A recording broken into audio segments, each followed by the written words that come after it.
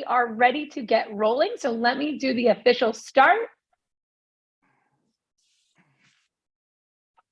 So hello, everybody, and welcome to class. It is February 1st, which is the kickoff of Black History Month, and we are so excited to talk about some amazing people in American history today. And we're going to do this conversation today in this class today all around the First Amendment and free speech. My name is Curry Sotner. I'm Chief Learning Officer at the National Constitution Center. I'm here as kind of your guide and also your support in the chat. So if you have questions, if you have things you want to share, feel free to do that in the chat and I will pull them into our conversation today. I am not alone, thank goodness. I'm here with our Chief Content Officer, Tom Donnelly. Tom, want to say hi to everybody to get us started? Absolutely. Hi, everyone. Thanks so much for being here. So Tom, we did this on purpose. We wanted to talk about the First Amendment, but we also wanted to talk about Black History Month and African American history in America. Why were they such a perfect fit to go together? Absolutely. So, I mean, in part, it's the story of Black history is a story of using key parts of the Constitution, like the First Amendment's free speech and free press rights, to push for our nation to get closer to the values written in the Declaration of Independence. So to make sure that we become faithful to the Declaration of Independence's promise of freedom and equality, and its waves of advocates over the course of American constitutional history from the very beginning, from petitioners like Prince Hall, a free African-American in Boston, all the way up to big advocates like Frederick Douglass and Francis Harper in the 19th century, and onward up to the Civil Rights Movement and Dr. King and his allies in the 20th century, using free speech and free press to push us as a country to change and to improve and to make our Constitution even better. Fantastic. I love that idea of who has used the First Amendment to make change, to make us a more perfect union, and really focusing on so many great African-American leaders over time, from beginning before we were a country with Prince Hall to today. We're going to break this class down in kind of three kind of big areas. I thought this would be helpful for our students today. One, we're going to start with like what it says, what the actual First Amendment says, and all the different parts that are in that First Amendment. That thing is packed full of lots of things and ideas, so we love to talk about it. Second, we're going to talk about what it means and kind of what it covers. That's how Tom always says it. What does this part of the First Amendment cover, and in what setting? And that's really important when thinking about speech, about who are we talking about and where is it? Because that does play into the conversations through the courts. And then finally, we're going to do a walkthrough of American history. We love a good timeline, and we're going to do colonial period all the way to today. So 1, 2, 3, pretty light on the first two, and then we'll dive into that timeline. But if you have questions, always feel free to put them in the chat and to pose them. Some of the questions that we like to start off with is like, what did the founding generation even want to mean when they're talking about speech and press? What are these major time periods that make a turn or a change in how we understand and use the First Amendment? And then finally, how the courts play into this. So lots to cover. Tom, you kind of laid out that big idea of the First Amendment. Do you think we should start off with what's in the First Amendment and unpacking what it says and what it means? Absolutely. Okay, I'll give you the visual. You walk us through it. Absolutely. So what we have on the screen here really are the 5 freedoms of the First Amendment: religion, speech, press, assembly, petition. So it's a bundle of rights all there in the First Amendment, a bundle of freedoms. And the way we usually think about it is the big idea that unifies them all is the idea of the freedom of conscience. So this is the idea that the freedom for us to believe what we'd like without the government interfering. And so the First Amendment brings this together with the religion clauses. It's the freedom to believe in what you want or not. So it's that freedom of the belief that you would have in your brain and in your heart. Then we also have these other rights of speech, press, assembly, and petition, which are all really important ways in which we communicate our ideas to one another. And so it's a combination of sort of a freedom of conscience, a freedom to think as you'd like without government interference, and then a broad set of freedoms that allow us to communicate those ideas to other people. Today, we're going to focus especially on freedom of speech and of the press. Fantastic. So that kind of big layout and walkthrough. So here are the words of the First Amendment, all of the words of the First Amendment. And I mean, to be honest with you, like, it's pretty short, Tom. It's a really tight summary of all these freedoms that you just laid out. And we're just going to focus on one of the sections or one of the clauses of the First Amendment. So you want to narrow in on that and just give us any information that would be helpful? Let's start with the text as we always do. And here it is. Congress shall make no law abridging the freedom of speech or of the press. And so here we have the two freedoms in there, freedom of speech and of the press. A few things to note about the text itself. One, the text there says Congress. But one thing to note is that over time, what we see is that the First Amendment doesn't just apply to Congress. It also applies to other parts of the national government. And eventually, because of later amendments and Supreme Court decisions, it also has come to apply to also the state governments and local governments. So the First Amendment applies to all forms of government. That's a process known as incorporation. The other thing to notice, the other word there is, the other two words are no law. And so on the one hand, this expresses something really important about free speech and press rights in America. And that's that today, they're really, really strong. Today, free speech and free press in America is stronger than it's ever been in our nation's history. And the United States itself has the strongest protections of free speech and free press in the entire world. The general big rule here is that generally speaking, the government cannot prohibit, punish speech unless it is intended to and likely to cause immediate violence. And so this comes from a case called Brandenburg, but it's a really strong test. And so it protects all sorts of speech, unpopular speech, speech that we hate, even hateful speech. It's all protected by the First Amendment. But the other thing to note here is that although it says no law, not even these freedoms that we see in the First Amendment are absolute. There are limits on both free speech and a free press. And over time, the Supreme Court has defined them in a few different categories. So what do they look like? Well, one is there are certain contexts in which the government has greater authority to regulate speech. So think about if you're in a courtroom, the judge, the court, they can require you to tell the truth.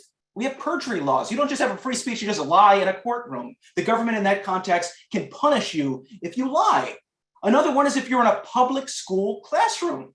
In that context, school officials, teachers, principals, the First Amendment applies, but the government can step in to punish or regulate speech if it's going to disrupt what's happening in the classroom. We're in the classroom to learn, and so the government has some authority to limit speech if that speech is interfering with the learning that's happening in the classroom. There's also certain forms of speech that over time the Supreme Court has called low-value speech. And so this is speech that the government can also attack, things like defamation laws. So these are laws that protect people's reputations.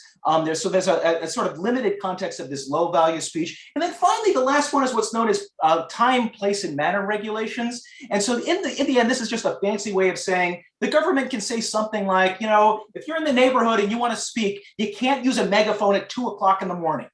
It doesn't matter what you say. I don't even care what you're saying. In the end, people in the neighborhood have to be able to sleep. That's an important government interest, so the government can step in to enforce it. So those are some of the limits on free speech rights. The last thing I'll note is that also the First Amendment covers more than just newspaper printing or the spoken word. Over time, the Supreme Court has said it applies to technologies that didn't exist in the founding generation, technologies like the internet, film, television, radio. The other is that it's not just speaking and printing newspapers, but it's also things like symbolic expression is also protected. So you see here, these are armbands that two students, Mary Beth Tinker and her brother, wore into their public school classrooms to protest the Vietnam War. That sort of symbolic speech, that's protected by the First Amendment. Or for instance, even hateful speech that people find offensive, like burning an American flag. The Supreme Court said in Texas versus Johnson, that's protected by the First Amendment as well. So that's a bit of an overview, Curry, of sort of the landscape of both the text of the First Amendment, but also some of the rules the Supreme Court has established over time. That's really helpful. It's almost like a decoder ring of how it applies. And I think when we think about it for our students, we think about the who can regulate speech, who cannot regulate speech, and who does it matter. So it's different for you maybe inside your public school classroom than it would be you walking down the street. We can talk about where, again, going back to location, where does it matter in a school, in a jail, in a courtroom, all those things changes. And then what are you saying? That if you have an opinion about your government, that's going to be high value. That's going to be the stuff that is not allowed to be touched. And then things that are maybe like bad words are going to be low value. And then when, I think that time, place, and manner, thanks for that one. That's really helpful. And yes, it is very important that we all get our sleep. So having a megaphone outside your house at 2 a.m. is not okay. That something can be regulated. And we know that. We've seen people have parties, and at a certain point in time, they shut down the party because they know they want to be good neighbors. And so when our students think about free speech, think about the who, the where, the what, and the when. All those classic questions you ask yourself all the time really apply here so nicely. And our students were asking a few questions about, when they're writing this First Amendment, what was the government like? And so the Clark class wanted to know, were there laws back then, and did they have a president? So I think that kicks us off perfectly into talking about the founding era and kind of jumping into what were they all setting up, and what was the community in America like at the time? Yeah, so I mean, for the founding generation, there are a few things. I mean, the other question I'd add to your list, Curry, which I loved, is also the why. Why do we have the First Amendment? And in part, the reason why, and this goes back to the founding generation, and it moves all the way up till today. Part of the reason, the why, is we don't trust the government to tell us what's true and false. We don't trust the government to tell us which opinion is right. Instead, we trust to a free exchange of ideas to lead to better ideas. And so it's a preference for more speech rather than less speech. And it's, generally speaking, a lack of trust in the government to serve as a censor or as someone who's moderating our discussions. And so for the founding generation, two of the big things that are in their minds are, one, we don't want to go back to a world where the government can censor speech. And so we don't want to go back to a world where if you want to publish a newspaper, you have to ask the government whether it's okay for you to do so. This was known as prior restraints. That's the fancy word. But part of what the founding generation is saying, no, we don't like those. We want the free circulation of ideas in America. And why? What's the big purpose there? Part of it is the purpose is we want to give the people the power to criticize their government. We think it's really, really important for the people to be able to criticize their government when it goes astray. That's the only way you can maintain a connection between what the people want and what the government does. You have voting, that's one part of it, but another is the free exchange of ideas over time and the power to criticize the government. And that's the key issue that is the flashpoint here all the way back in 1798. And so this is a really, really famous historical episode. It's the controversy over the Alien and Sedition Acts. You can see the cast of characters on the screen here. Really, really famous people. We have John Adams, who's the president, Thomas Jefferson, who's the vice president, and then we also see James Madison there. And so one thing to note is it's 1798, John Adams is president, but what's happening in America is we're already seeing the rise shortly after the ratification of the Constitution of early political parties. And so we have a president affiliated with one party, the Federalists, and a vice president affiliated with a different political party, the Jeffersonians or the Democratic Republicans. So think about it. This is kind of like having Joe Biden as president and Donald Trump as vice president. It's not the ideal situation in many ways. And so there's a big partisan atmosphere. We have newspapers associated with each of the two parties. We see a lot of attacks going. The Adams' supporters attacking Thomas Jefferson supporters attacking John Adams. And it's in the atmosphere of some big political issues. The biggest one on the global stage is military conflict between Great Britain and France. And Americans divide over who we should support in this context. The Federalists, John Adams' party, typically they support the British, and Thomas Jefferson, the vice president, and his party tend to support the French. And what the Congress and President Adams respond with is they pass something known as the Sedition Act of 1798. Effectively, what it does is it criminalizes, it punishes people if they criticize the national government. But as Curry just had on the screen there was a little quirk to how this law worked. It wasn't entirely fair. It was a crime. You could be thrown in jail for criticizing the president, the Federalist, but there was no protection for the vice president, the president in the other political party. And so here we already see in America today, we would immediately look at the Sedition Act and say, what can more clearly violate the First Amendment's free speech and free press protections? This is going to the people's ability to criticize their government. How on earth can this happen? How can a Federalist Congress and President John Adams support this law? And at that time, there were people, echoing that argument. The people advancing this argument, attacking the Sedition Act as unconstitutional, were Thomas Jefferson and James Madison. And so they, in secret, they author something known as the Virginia and Kentucky Resolutions of 1798. These are arguments for why the Sedition Act was unconstitutional. They were passed by the legislatures of Virginia and Kentucky. And the argument is exactly what you can imagine. James Madison is in his Virginia resolutions, looks at the Sedition Act and says, what is more clearly unconstitutional? The First Amendment's there to make sure that people can criticize their government. This is one of the most important rights that exist in the Constitution. And here is what Madison said in the resolution. He argued the Sedition Act, it's the exercise of power. This ought to produce universal alarm because it is leveled against the right of freely examining public characters and measures and of free communication among the people thereon, which has ever been justly deemed the only effectual guardian of every other right. We, the people, have to have the power to criticize our government. That's why the Sedition Act is unconstitutional. And a final cool little quirk about this story is that in the end, this issue over the constitutionality of the Sedition Act, it doesn't end up inside the Supreme Court. In the end, it's decided by the American people in the election of 1800. They elect Thomas Jefferson. Thomas Jefferson then allows the Sedition Act to expire and then pardons all of the people who were in prison because they wound up criticizing the national government.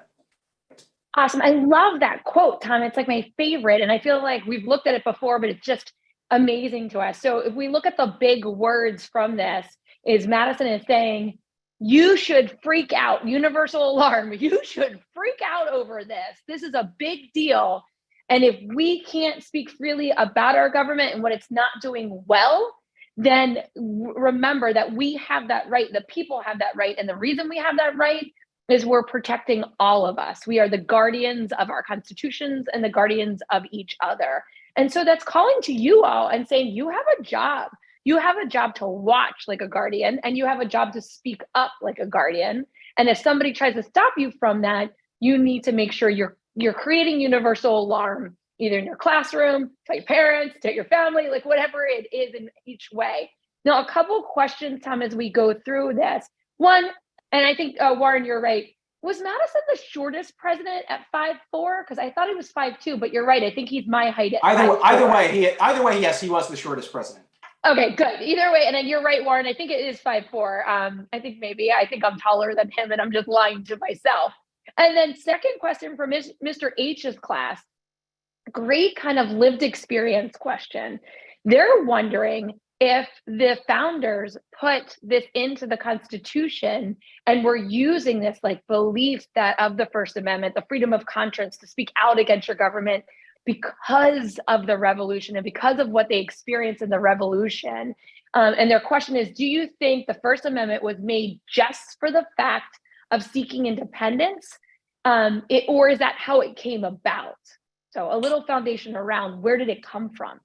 Yeah, I mean, I think it's coming from a few different places. One, like a lot of the Bill of Rights is coming from the Revolutionary War experience. They see the value of political dissent and the value of also having a government that listens to the people and what the consequences can be if the government doesn't listen to the people. It could lead to revolution. They're thinking of earlier examples like the trial of John Peter Zenger in colonial New York in the early 1700s, where the royal governor of New York censors the speech of a printer, and the jury steps in and protects that printer's right to criticize the governor. And they're thinking back also to some of the lessons of English history.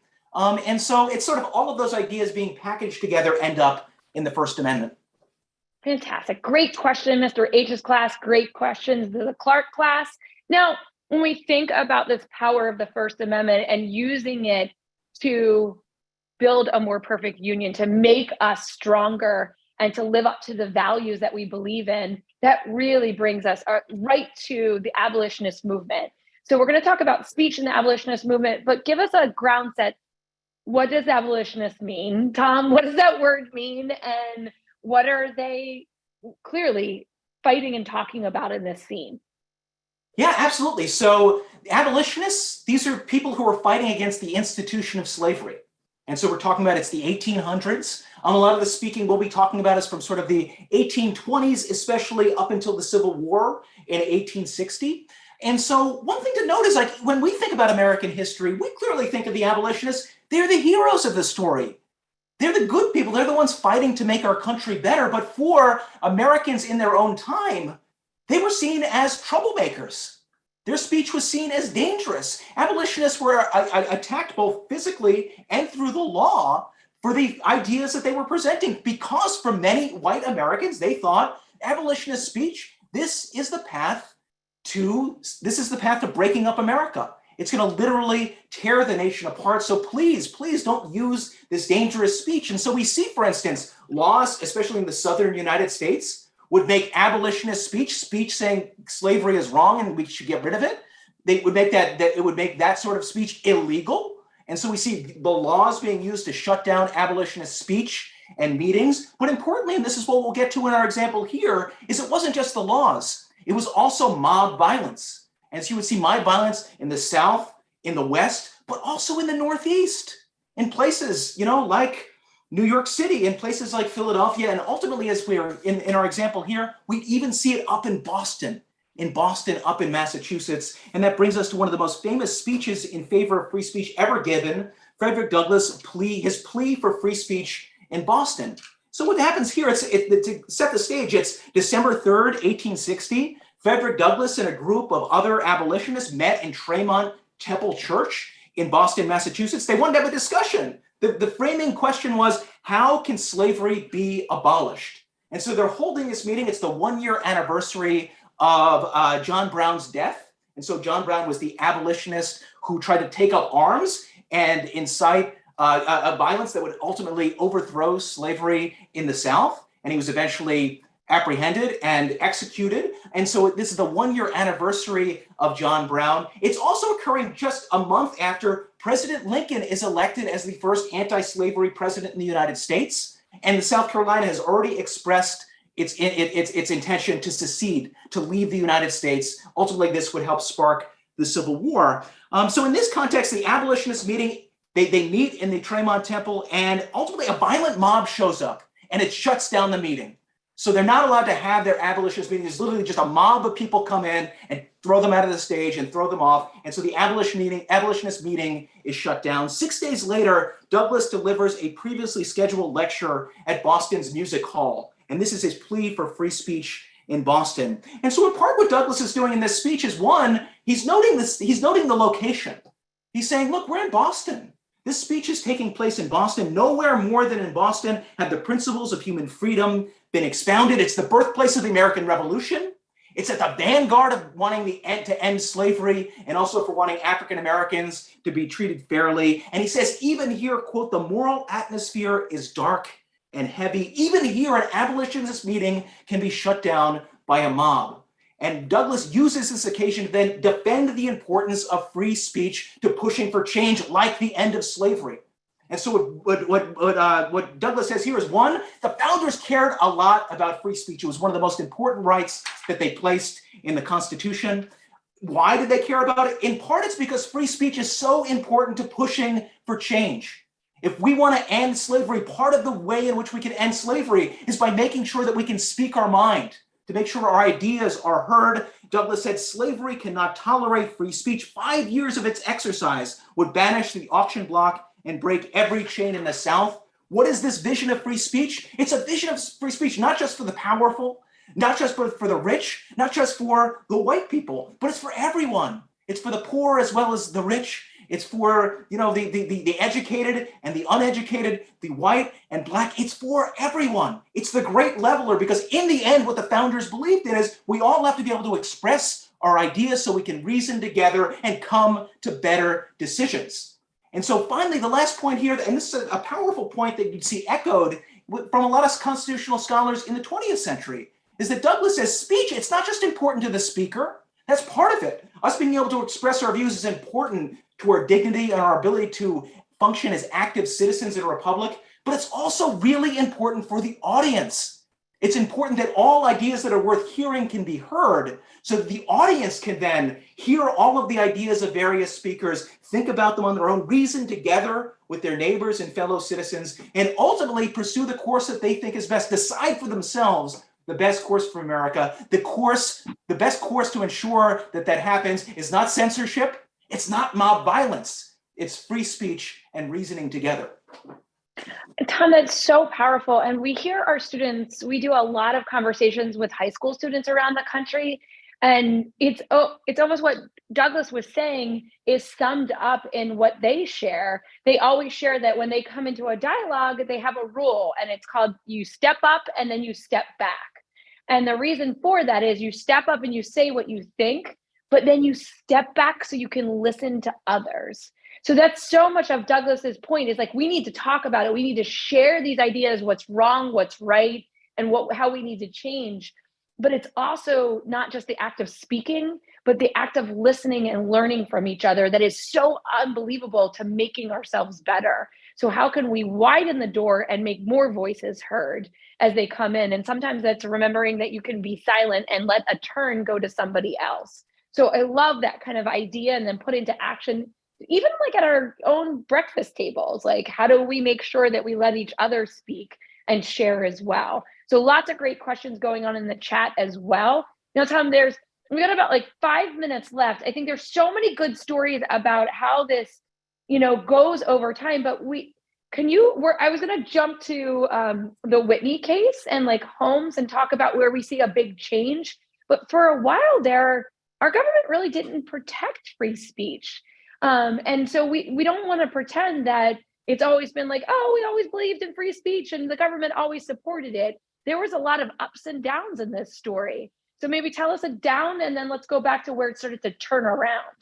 Yeah, absolutely. I mean, so yeah, for a lot of American history, the First Amendment does very little inside American courts. The really strong free speech protections we know today didn't really come until the 1960s. So it's very late in the game when it comes to American history. And Curry's right. We'd see another wave of governments attacking free speech during World War I.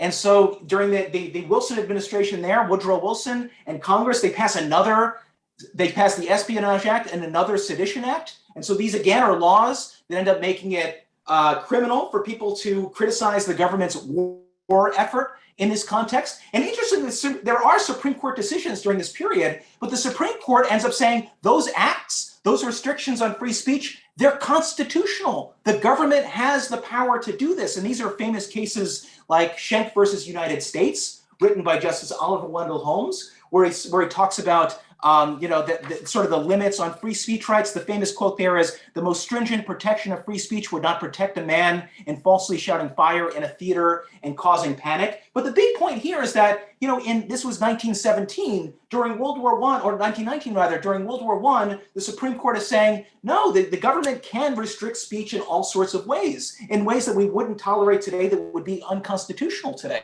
What we see as we get to the end of the 1910s and into the 1920s, you're right, Curry, there's a series of opinions, separate opinions, dissents, written by Oliver Wendell Holmes and Louis Brandeis that begin to change things. And so they present some big ideas that we still think are so important today. For Justice Holmes, one of his big ideas was we have to protect the speech we hate.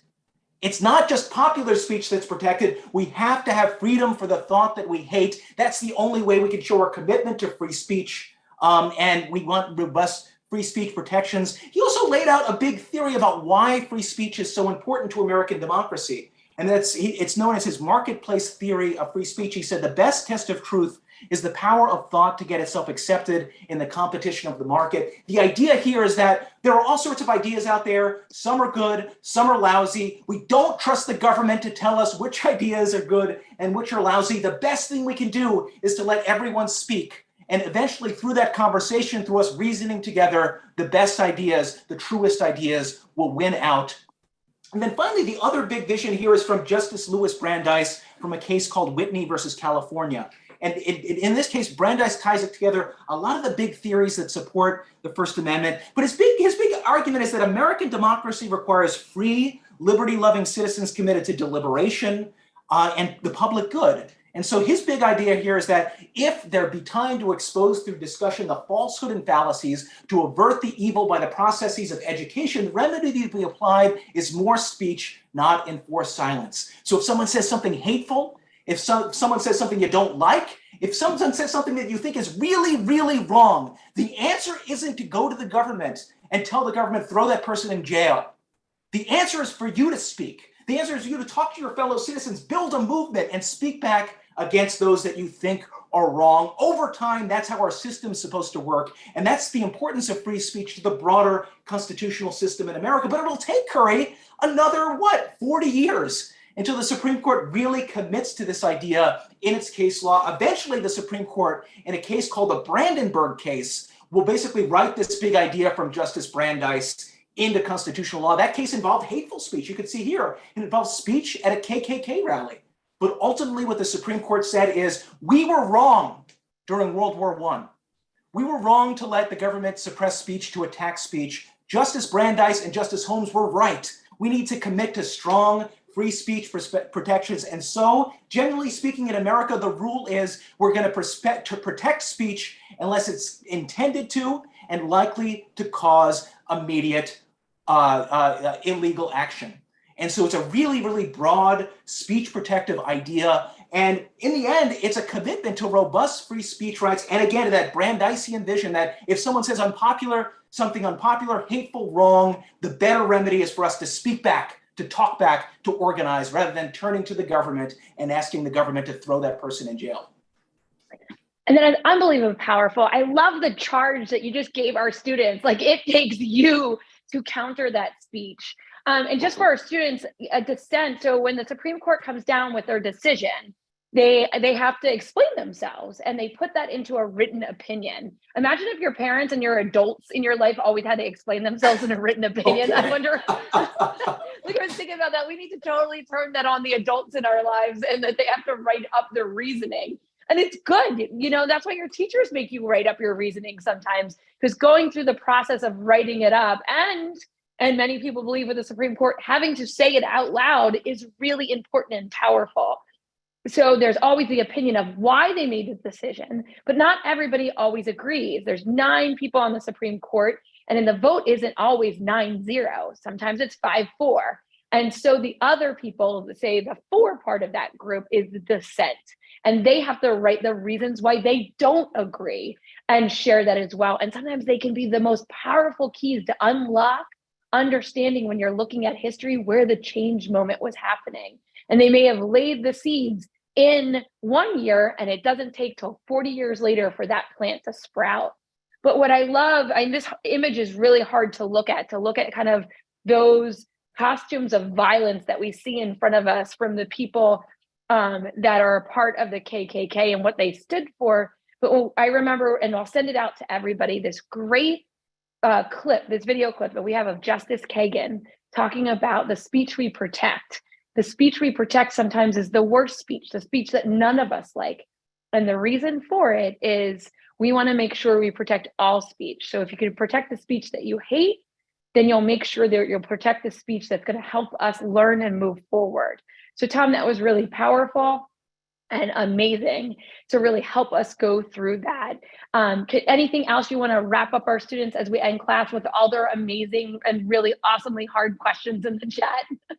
Yeah, no, the only other thing I'll note is, during these same years, the 1960s, it's also the height of the civil rights movement. And what we see is a Supreme Court, the Warren Court, it's led by Chief Justice Earl Warren, and the civil rights movement really in lockstep throughout this period. A lot of the big free speech decisions, First Amendment decisions during this period were not in favor of the KKK, but instead were meant to protect the activities of the civil rights movement, as the civil rights movement itself tried to expel hate from America and also dismantle the legacy of Jim Crow. So these are cases like New York Times versus Sullivan. Many of those landmark Supreme Court cases on the First Amendment during this period grow out of the civil rights movement. It's Southern governments trying to shut down the civil rights movement. And it's the Supreme Court stepping in and saying, no, Southern governments, you can't do that. The civil rights movement has to be able to speak because of the First Amendment's commitment to free speech and a free press.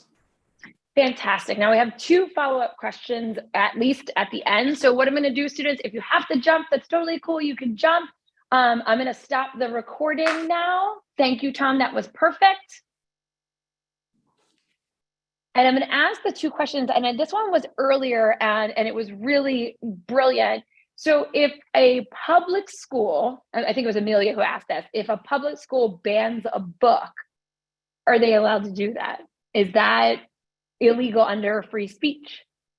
It's a really or difficult question. I mean, it's a very tough question. It's one the Supreme Court has only addressed once, and it addressed it like 40 years ago in a really divided opinion known as, I forget the entire case name, but the name is Pico.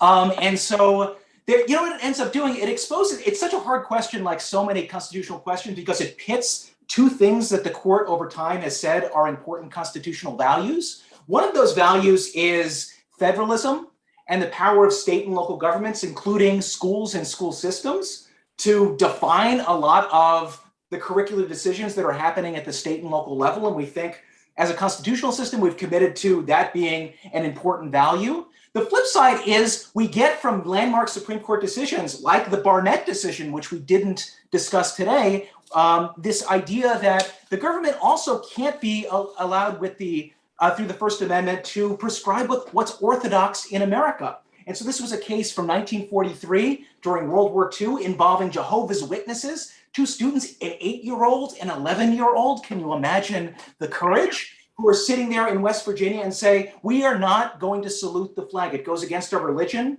We know the rules are that we have to do that. In the end, they're punished by the school, but they stand by their beliefs and by their religion. And ultimately, the Supreme Court stands by them in West Virginia Barnett in an opinion by Justice Robert Jackson with one of the most famous passages in the history of the Supreme Court, in Supreme Court decisions. I'll read it. It said, if there is any fixed star in our constitutional constellation, it is that no official, high or petty, can prescribe what shall be orthodox in politics, nationalism, religion, or other matters of opinion, or force citizens to confess by word or act faith therein. And so this is an idea, it's a broad idea of sort of a freedom of conscience and sort of a scope of protection of that, even against, it's something like having to salute the flag in the middle of a war. And so you can see those two values are in tension. The Supreme Court itself, over time, seems reluctant to take on a lot of constitutional issues that are happening inside the classroom. So it'll be interesting as those sorts of debates go on in politics and it continue to happen, among political leaders, and also percolate in lower courts, whether the Supreme Court will weigh in at any particular point in time. Fantastic. A couple more questions, and I love that idea of this fixed star. Like, I don't know, I'm always obsessed. He was a great writer. Great writer, but like when any of our scholars use constellations to explain how we work, I love it because then you see like the whole system and how it all works together. So another question, two other questions. I'm going to get back to Vanessa's question in here. I love this question. Who were the abolitionists influenced by? So when we think of early abolitionists like Prince Hall, and we know that, he's influenced by the fact that he is watching people be enslaved and thinks how wrong it is. But was there other kind of predecessors to the American abolitionist? Great question. One final note on Robert Jackson. He was the last Supreme Court justice not to go to law school, so he wasn't affected by some of the pathologies of going to law school, what it could do to your writing. So yeah. I was also thinking Tom knows firsthand. What was his degree in? He just had an undergraduate degree and then apprenticed like people usually would. So he was, went for professional training, which is how, many lawyers prior to the 20th century, including Lincoln, for instance, did it. But that's a great question about abolitionist thought. If you're looking at the American abolitionists, there are two really big strains in their thought that you see, and this goes back, Curry mentioned Prince Hall, who that's 1777. He's a free African-American. He petitions the Massachusetts legislature to abolish slavery in Massachusetts. And in his petition, one of those influences is he's drawing on the idea of natural rights. And so this is the idea that there are certain rights that we have. We get them just for being born. We get them for being human beings. And these are the rights that you see written into the Declaration of Independence. The idea we're born free and equal. We have certain unalienable rights like the right to life, liberty, and the pursuit of happiness. So on the one hand, you see abolitionists from Prince Hall all the way up to Douglas and Sojourner Truth and plenty of people in the 1800s, influenced by natural rights and influenced by the Declaration of Independence. Natural rights theory goes back to a bunch of different political theorists that are earlier, but I think a lot of it, people are reading it especially through the prism of America's national creed, the Declaration of Independence. The other is that throughout this period, you see plenty of abolitionists also inspired by their religious belief. And so you see a lot. So David Walker would be an example of this. He was a great African-American abolitionist speaker in the 1820s. And if you read his appeal to African-Americans, which is a very famous writing that circulated really broadly, part of it is he's deriving what he said, we need to end slavery because it's inconsistent with natural rights and it's inconsistent with the Declaration of Independence. But by the way, all you Christians who support slavery, how is that consistent with Jesus Christ's teachings? And so there's a way in which it's a combination. There are other influences too, but you see sort of those twin influences of sort of religion and the Declaration of Independence influencing a lot of abolitionists. Of course, the last thing, Curry, is exactly what you said, which is that, especially for a lot of African-American abolitionists, it's just the experience. It's either the experience of having been enslaved yourself or you being a free African-American in America and observing slavery existing in your country. It's abhorrent. It's morally abhorrent. So it's not even susceptible to reason. It's just you feel it. It's common sense. This is how Frederick Douglass and his "What to the Slave is the 4th of July." Part of what he said there is, I'm not going to reason with you. Do you doubt the institution of slavery is wrong, my white audience? Then how would you like to be enslaved? We don't have to reason about this. We just know it's wrong. And I think that's such an unbelievably valid point, but it works both ways. So one of the students in the Clark class earlier is like, well, so why were people so racist back then? And I'm like, and there's this brilliance of the human mind that says we can see things that are just wrong, but also we can do things that are just wrong. And so I think it's that like hard balance of like, maybe you don't need to be influenced and you just see like, this is not right. But at the same time, how do you if that were so true all the time, how do you then say, but, we created a different form of enslavement here in America and then put it into the laws. So I think that's really fascinating to think of that again, two sides of that same coin and how it works for good or it can work for evil.